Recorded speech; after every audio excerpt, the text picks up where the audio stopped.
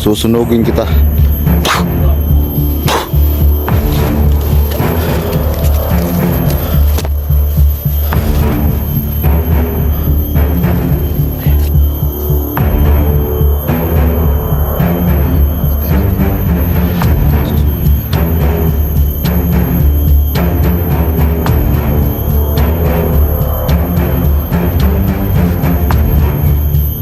Ano, nahilo ka?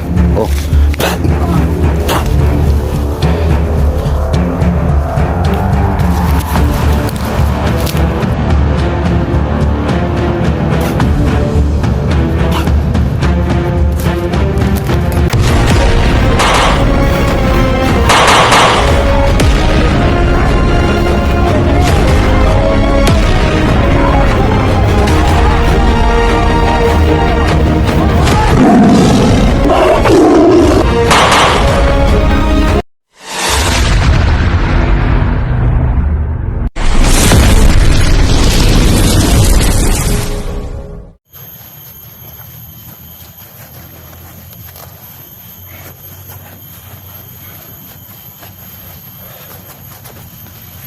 Laban mga marong kapatid.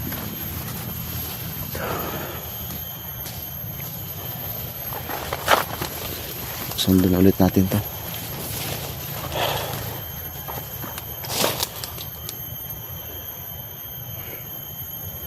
Bila-bila silang sumusulpot.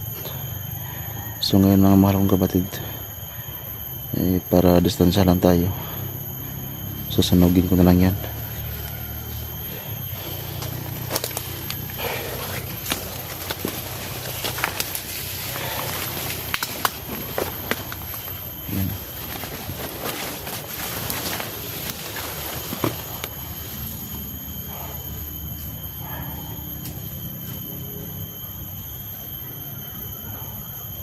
Pag-istan na natin.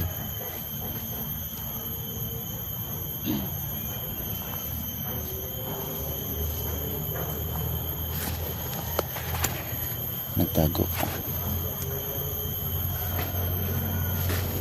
Nagtago ka pa. Akala nga hindi kita nakita. Wala akong takas sa akin ngayon kahit saan ka magpunta.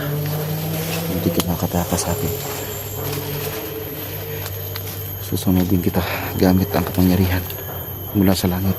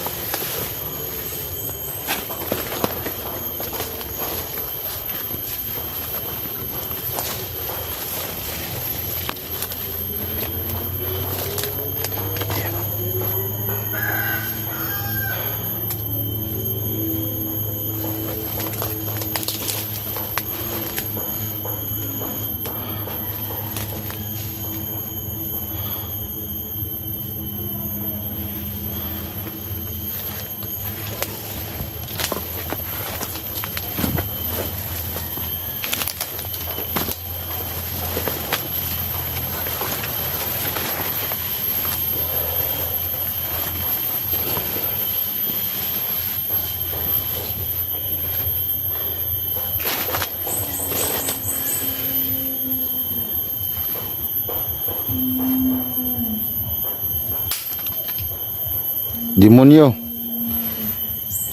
susunugin kita.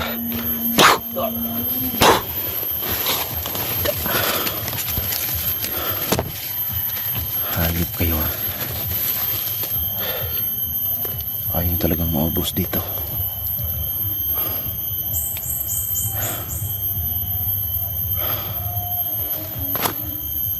Usok yan ngayon.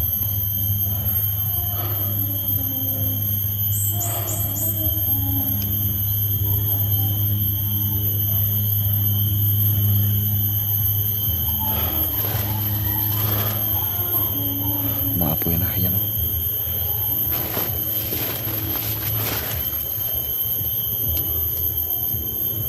Yan ang bagay sa'yo.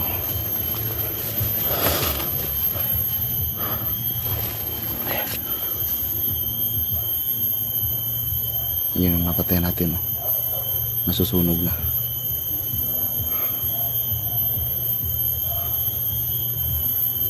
Mga hayop kayo. Sunog na yan.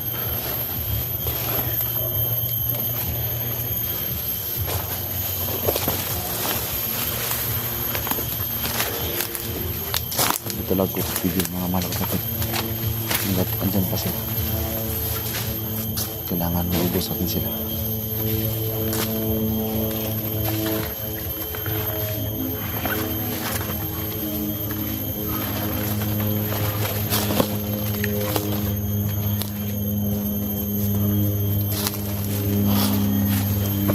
Wala silang lugar dito sa mundo.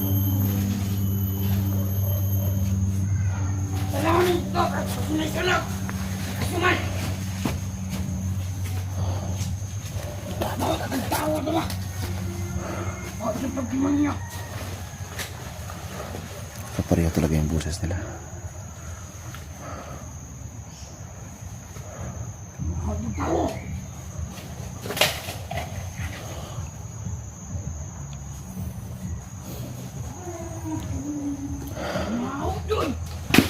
May boses pa sa unahan. Parang may boses bata pa sa unahan.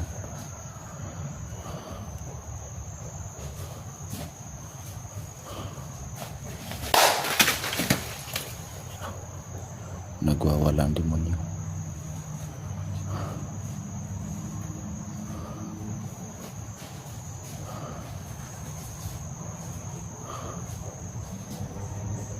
Doon na sa unahan. Pati yan, papatayin pa rin natin yan.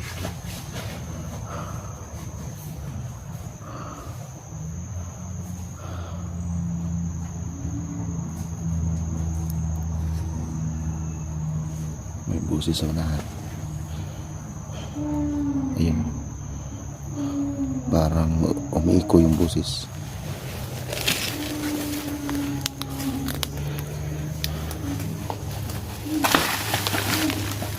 Nagwawala.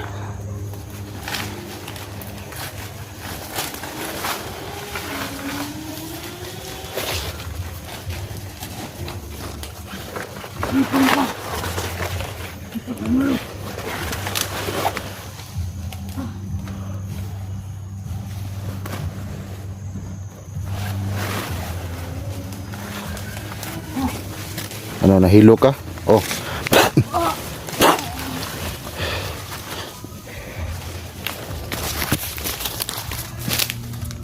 Bakit magkapareho ang kasuotan ninyo, ha?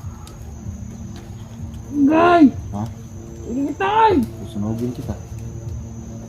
Bakit magkapareho ang kasuotan ninyo? Pati buses ninyo, ha?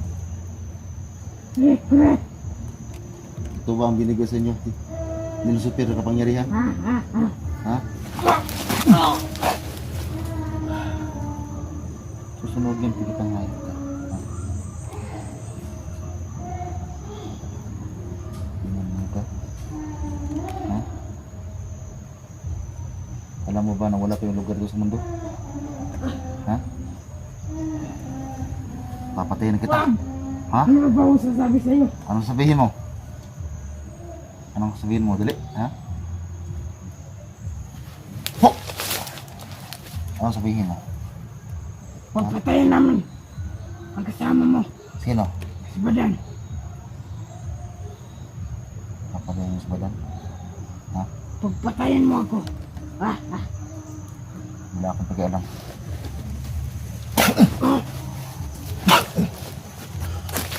Hayop kayo.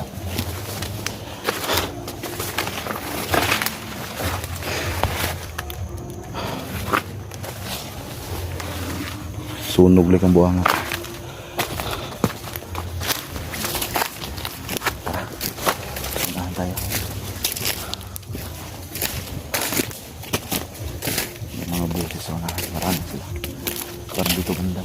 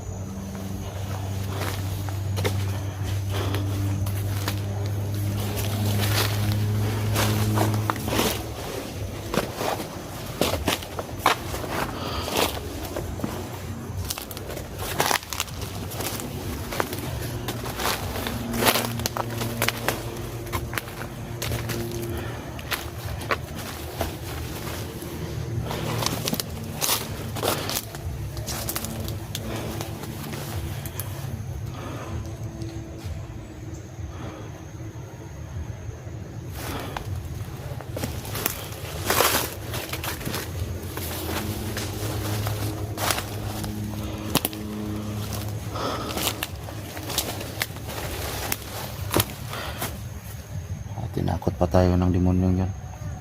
Kung papatayin ko daw siya, papatayin daw nila si Badan. Alam ko, hindi yun mangyayari.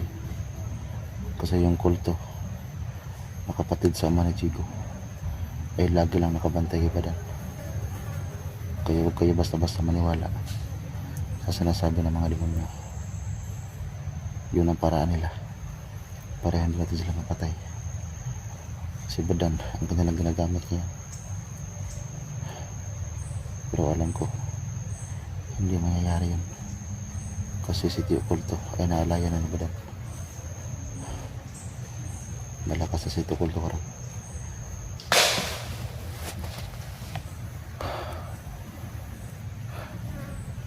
Ito mga demonyo nito, napakatapang nila. Pero alam ko, wala silang laban sa akin. Basta ipagdasal nyo lang ako, mga mahal kong kapatid, na hindi ako manghina. Kasi lahat ng ginagamit ko sa pagpatay nila Sino ka? ay orasyon lang. May kalaban sa harapan ko. Kilala mo ako, hindi.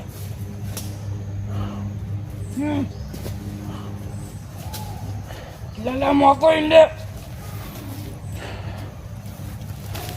Tapang ka?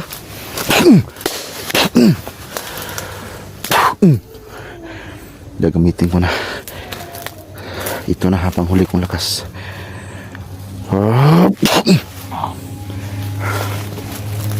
Pero huwag kayong maglala kahit malakas yun. Kahit pwede ko pang gamitin ang kapangyarihan ko.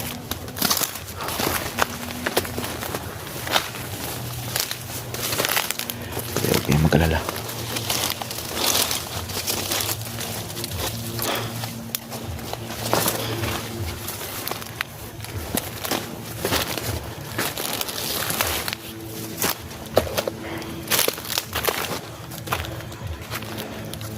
Yun ang kanilang paraan para malito ang mga vlogger. Kasi ako nga, naisa akong anghel. Medyo nalito ako sa kanilang pamamaraan. Pero alam ko na iba din yung ating napatay ngayon. Pero kung normal lang ka lang na tao, nasisiguro ko nasasakit talagang ulo. Kasi napatay na. Tapos pagkapareho pa yun yung boses, alam ko yan, nabulong din sa akin ng ating ama na ganun ang kanilang pamamaraan sa pagkapaglaban. Magkapareho ang kanilang boses, pangangatawan. Kasi iisa lang sila, ginabitan sila ng ni Lucifer para maging marami sila. Kaya nga magkapareho yung kanilang pangangatawan, pati yung boses nila.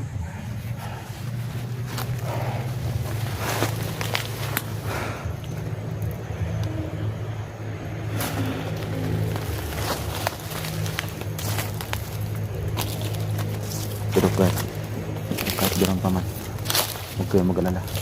Kasi alam ko na iba rin yung napatay natin yun.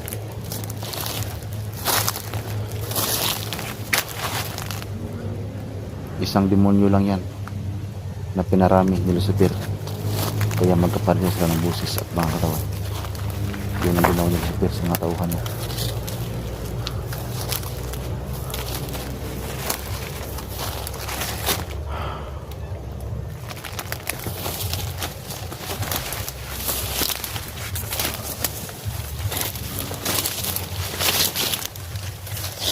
Kahit anong gawin nila, malalaman ko rin kung sino ang mga napatay ko.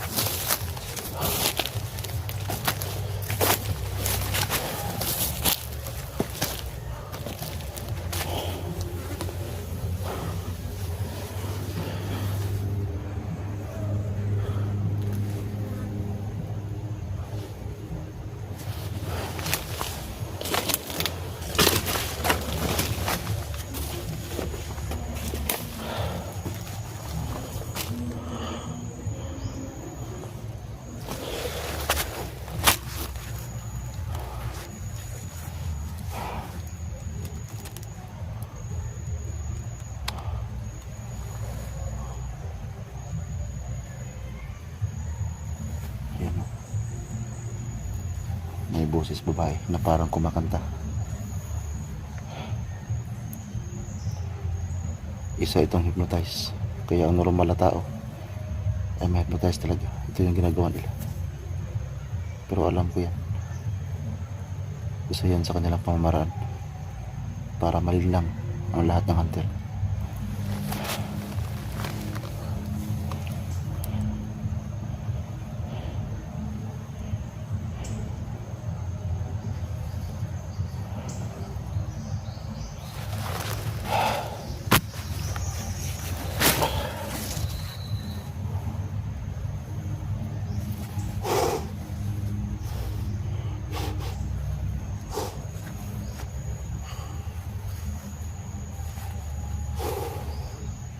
Sobrang ingat na ng kamay ko.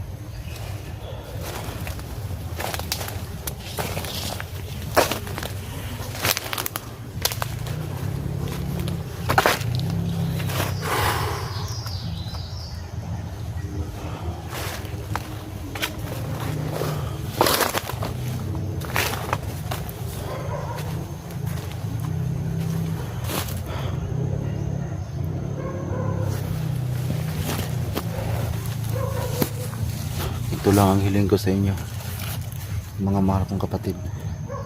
Hindi ito para sa akin.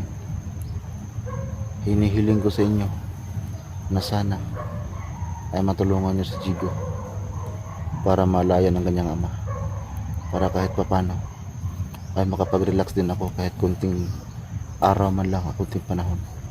Pero huwag kayong mag-alala, hindi naman ako babalik sa itaas. Gusto ko lang na mayroon akong kasama, kasi iba din yung anghel na isip mo. Alam ko doon yun makapokus, kasi alam ko itong katawan ni Jigo ay pwede itong pasukan ng ama niya. Kaya ako po ay humingi ng tulong sa inyo para malaya ni Jigo ang kanyang ama, para kahit pa paano kung manghina man ako ay andyan ang ama ni Jigo para tumulong sa anumang oras.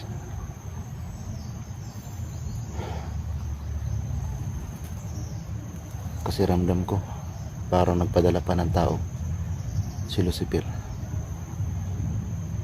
Naramdaman ko lang, kasi itong mga napatay ko parang bago na naman ito. Parang nagpadala pa talaga ng ibang tao si Lucifer dito. Isang tao lang yan na binigyan ng kapangyarihan niya para maging marami. Ang ibig kong sabihin, hypnotize ang ipinadala ni Lucifer dito sa mundo. Isang tao yan na ginawa niyang marami. Paraan yan para linlangin ang mga hunter. Pero ako, hindi ako manloloko niyan, kasi alam ko yan. Naawa na ako sa mga hunter. Baka meron silang masagupa na ganyan. Baka magtaka sila kung bakit pagkapareho lahat ang kanilang pangatawan. Yung iba naging bata, yung iba naging babae, yung iba naging malaki ang boses. Okay lang sana kung tayo ang makakaharap sa kanila, kasi malalaman natin yan. So yun lang ang aking hiling sa inyo, na sana ay matulungan niya ulit si Jigo para sa kanyang ama, para anumang oras ay makapasok siya sa katawan ni Jigo.